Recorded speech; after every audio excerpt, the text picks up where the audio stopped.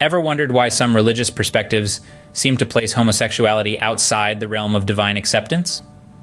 Pause for a moment and delve into this issue.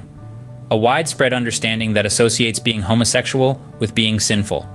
A misconception, deeply rooted in societal norms and often misinterpreted religious texts, creates a schism between faith and identity for many individuals. Yes, you heard correctly, these Bible texts are mistranslated and misinterpreted. Let's question this. Is it fair to label someone's core identity as sinful? Are straight Christians the gatekeepers of heaven? Were those people there when the Bible was written and know exactly what God meant with the so-called anti-gay Bible verses? Jesus never talked about homosexuality in his 3 years of ministry on earth, or rather exclusive heterosexual relationships. If it were so important, they're the most important notion in the Bible, according to so many. Why didn't Jesus teach on it? Simple, he left it out because it is a non-issue. Jesus was about love and love only. Isn't it more about really doing research in the original Hebrew and Greek, as well as understanding rather than judgment? Homophobic people are quick to quote Bible scriptures and say yes, but the King James Version says ... But remember, the King James is not the original Bible. Before you judge people, please be fair and go back to the original texts. Everything is available on the internet to research the original texts, not someone else's translation or interpretation thereof. See it with your own eyes and put it into Google and Yandex Translate. Do the work, you will find the truth there. There are people who are just inherently homophobic and hide behind Bible texts, that they actually know nothing about it or have done any research at all. They blindly follow a man-made church, which is definitely fallible. The church's doctrine didn't fall divinely from above with a perfect priest or pastor. Everything that is human has room for error.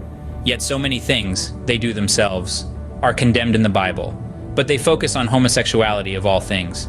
With this, I don't imply being gay is a sin at all. But if you want to show someone Bible verses, remove the pole out of your own eye first.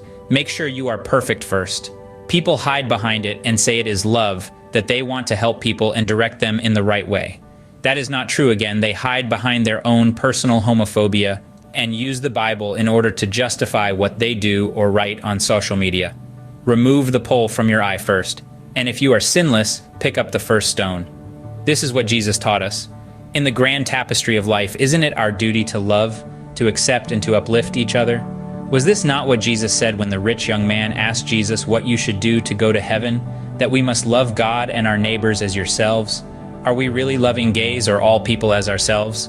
This was Jesus' instruction, not mine. Be honest, do we really?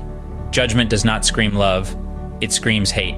The Bible in its essence speaks of grace, faith, and salvation. According to the Bible, the only thing you need in order to go to heaven is to believe in Jesus as your Lord and personal Savior.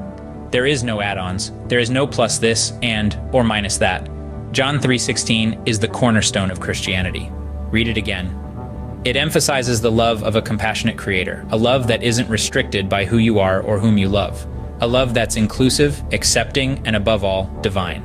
It is time that we question our understanding and seek the truth. You can be that person that seeks the truth. Don't underestimate yourself. Small gestures are so important. Millions of small gestures can change the world. Our commandment is to spread the love of Jesus.